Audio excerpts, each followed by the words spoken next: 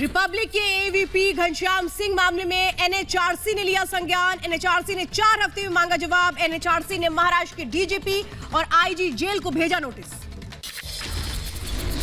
CEO विकास खंचंदानी की गिरफ्तारी पर एमएचआरसी का डीसीपी क्राइम ब्रांच को नोटिस। 16 दिसंबर को जवाब देने को कहा।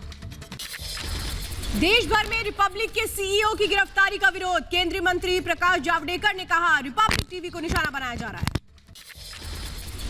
है। एक टीवी चैनल को निशाना बनाकर महाराष्ट्र सरकार ने कार्रवाई की, उसको सुप्रीम कोर्ट ने भी खारिज किया है और सारी जनता ने भी उसका विरोध किया है।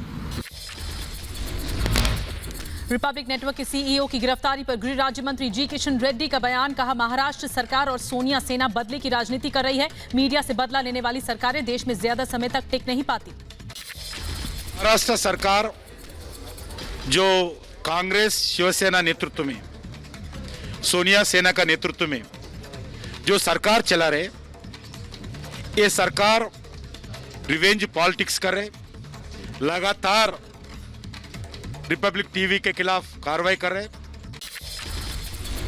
रिपब्लिक के खिलाफ महाराष्ट्र सरकार की कार्रवाई पर अयोध्या प्रेस क्लब अध्यक्ष महेंद्र त्रिपाठी का बयान। कहा महाराष्ट्र सरकार की कार्रवाई बेहद निंदनीय। उद्धव सरकार अपने गलत काम छिपाने की कर रही है कोशिश। कृषि कानून पर किसानों के तेवर सख्त। किसान संगठनों के नेता सुबह 8 बजे से शाम 5 बजे तक अनशन पर। देश भर में डीएम ऑफिस के बाहर प्रदर्शन। कृषि कानूनों के खिलाफ सिंगू बॉर्डर पर डटे प्रदर्शनकारी किसान।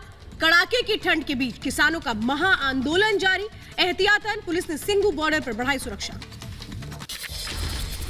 गाजियाबाद में अपनी मांगों को लेकर बॉर्डर पर डटे हुए किसान। कानून रद्द न होने तक किसानों ने वापस जाने से इंकार कर दिया।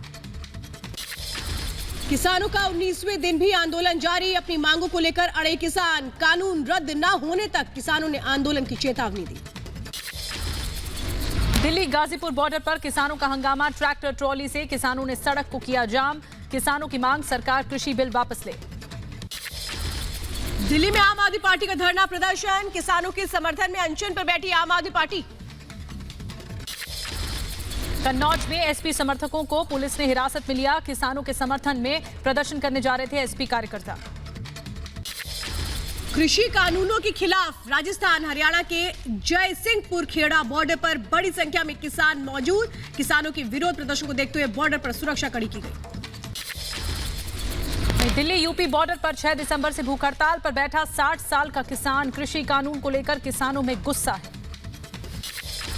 पंजाब के अमृतसर में किसानों के समर्थन में किया गया बाइक रैली का आयोजन। पिछले 19 दिनों से कृषि कानून के खिलाफ प्रदर्शन कर रहे हैं किसान। दिल्ली में पंजाब के कांग्रेस सांसदों का प्रदर्शन। जंतर मंतर पर इकट्ठा हुए सांसद। किसान बिल को लेकर सरकार के खिलाफ नारेबाजी। यूपी के अलीगढ़ में कांग्रेस का रेल रोको आंदोलन। रेलवे स्टेशन के आसपास भारी तादाद में सुरक्षा बलों की तैनाती की गई। किसानों के समर्थन में लखनऊ में समाजवादी पार्टी का विरोध। डीएम ऑफिस के बाहर 2 घंटे का मौन संकल्प। भारी पुलिस बल ने बैरिकेडिंग लगाकर कार्यकर्ताओं को रोका। किसानों के समर्थन में एक दिन की भूख हड़ताल पर बैठे विधानसभा स्पीकर रामनिवास गोयल। कहा किसानों की मांगे सही, किसानों की मांगे माने सरकार। वहीं लखनऊ में किसान आंदोलन को लेकर किसानों ने किया आंदोलन। भारतीय किसान यूनियन के लोगों ने निकाला पैदल मार्च। 50 से ज्यादा लोग पैदल मार्च में हुए शामिल। दिल्ली की बुराड़ी में किसानों ने बांटा लंगर। निरंकारी ग्राउंड में किसान लगातार 19वें दिन भी प्रदर्शन कर रहे हैं। उत्तर प्रदेश के नेता प्रतिपक्ष राम गोविंद चौधरी किसान आंदोलन के समर्थन में धरने पर बैठे। राम गोविंद चौधरी।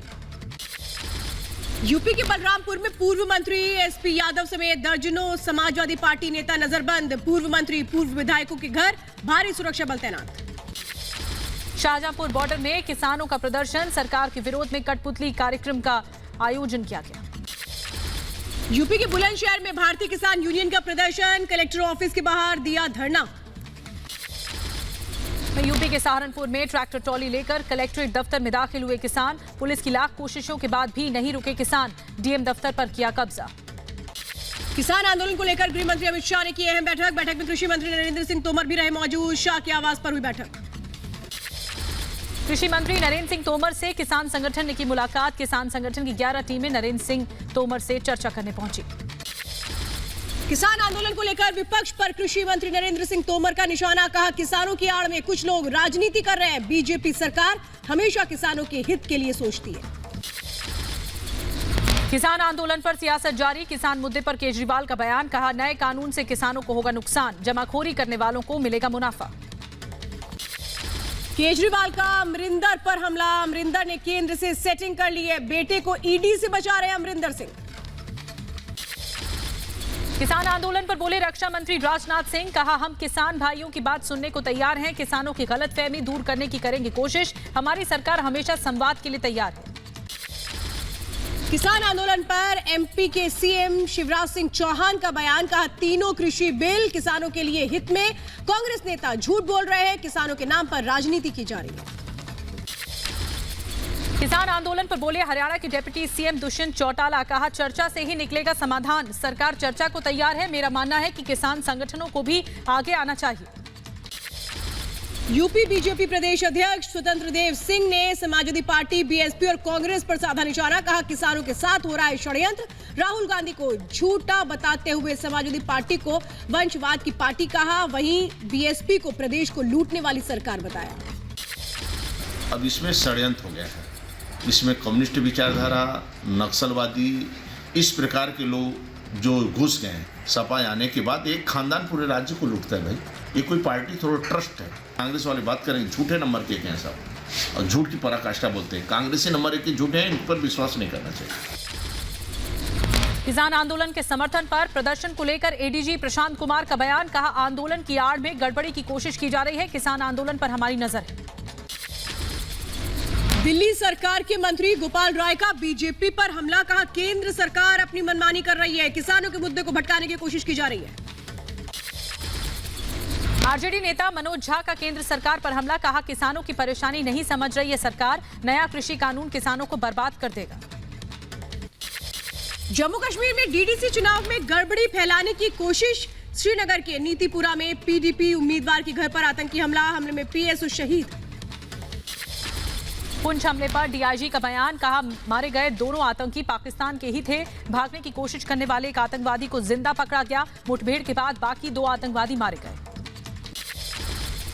कुशाना के इलाके में घेर लिया और इनको सरेंडर करने का मौका दिया, लेकिन इन्होंने हमारी पार्टी पर फायरिंग शुरू कर दी, जिससे कि हमें जवाबी कार्रवाई में इन पर फायरिंग करनी पड़ी। फायरिंग के दौरान दोनों आतंकवादी मुठभेड़ में मारे गए। जम्मू कश्मीर के डीडीसी चुनावों को नाकाम कराने की साजिश थी, मारे गए लश्कर आतंकियों के पास से पुलिस ने कई संदिग्ध चीजें और दस्तावेज बरामद किए। पीडीपी अध्यक्ष महबूबा मुफ्ती ने पीडीपी नेता पर हुए हमले की निंदा की, परिवार के प्रति व्यक्त की संवेदनाएं। मुंबई में फिर पूछताछ के लिए एनसीबी के दफ्तर पहुंची कॉमेडियन भारती सिंह, इससे पहले भी भारती और उनके पति हर्ष लिम्बाचिया से हो चुकी है पूछताछ। ड्रग्स पेडलर्स पर एनसीबी का कसा शिकंजा, मुंबई में कई इलाकों में की एनसीबी ने छापेमारी, 2 करोड़ की ड्रग्स के साथ एनसीबी ने 3 लोगों को गिरफ्तार किया है।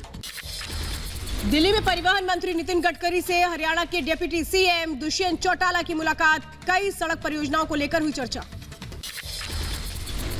कंगना रनौत के खिलाफ शिवसेना विधायक प्रताप सरनाईक का नोटिस, कंगना को विशेषाधिकार हनन का नोटिस भेजा गया। महाराष्ट्र के मुख्यमंत्री उद्धव ठाकरे ने बीजेपी नेता और पूर्व मुख्यमंत्री देवेंद्र फडणवीस को किया पलटवार, महाराष्ट्र में आपातकाल तो दिल्ली में क्या हो रहा है। फडणवीस ने महाअघाड़ी सरकार पर सभी मोर्चों पर विफल रहने का आरोप लगाया था। बीजेपी नेता कैलाश विजयवर्गीय की सुरक्षा बढ़ाई गई, बंगाल चुनाव को देखते हुए Z+ श्रेणी की सुरक्षा दी गई है। बंगाल में लगातार बीजेपी नेताओं पर किए जा रहे हैं हमले।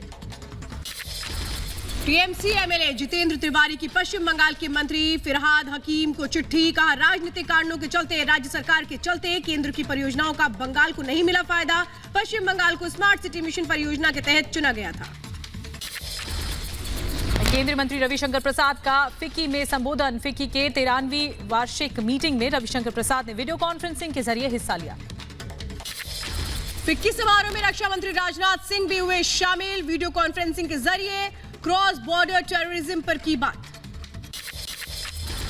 दिल्ली एनसीआर में बढ़ते वायु प्रदूषण पर सुप्रीम कोर्ट का संज्ञान, केंद्र सरकार के वायु प्रदूषण से निपटने के लिए लाए गए नए अध्यादेश के बारे में 2 दिन में हलफनामा दायर करने को कहा गया है। व्हाट्सएप के डिजिटल मनी ट्रांजैक्शन मामले पर सुनवाई। सुप्रीम कोर्ट ने आरोपों के मद्देनजर हलफनामा दाखिल करने के लिए कहा। जनवरी में होगी मामले की अगली सुनवाई। विदेश मंत्री एस जयशंकर की गुजरात से राज्यसभा के लिए निर्वाचन को चुनौती देने वाली याचिकाओं पर होगी सुनवाई। सुप्रीम कोर्ट जनवरी के तीसरे हफ्ते में सुनवाई करेगा। वकील कपिल सिब्बल ने कोर्ट से जवाबी हलफनामा दाखिल करने के लिए कोर्ट से समय मांगा। अपने आराम वाले बयान पर पूर्व सीएम कमलनाथ ने पेश की सफाई। कहा, छिंदवाड़ा की जनता चाहेगी उस दिन मैं संन्यास लूंगा। मेरी बात को गलत तरीके से पेश किया गया।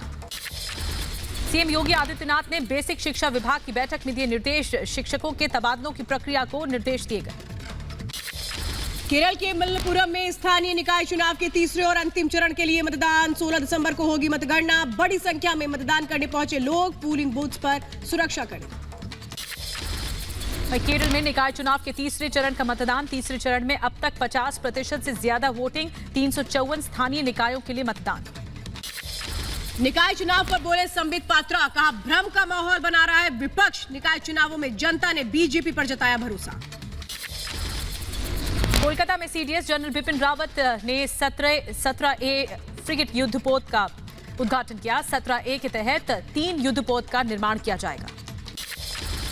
तमिलनाडु के सीएम ई पलानीसामी ने चेन्नई में मिनी क्लिनिक प्रोजेक्ट का किया उद्घाटन। पूरे तमिलनाडु में मिनी क्लिनिक प्रोजेक्ट के तहत लगभग 2000 क्लिनिक्स को खोलने की योजना है।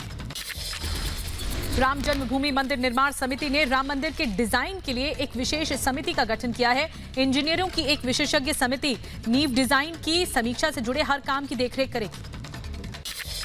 आंध्र प्रदेश के वेस्ट गोदावरी में सीएम जगनमोहन रेड्डी का दौरा। पोलपुर प्रोजेक्ट का भी लिया जायजा।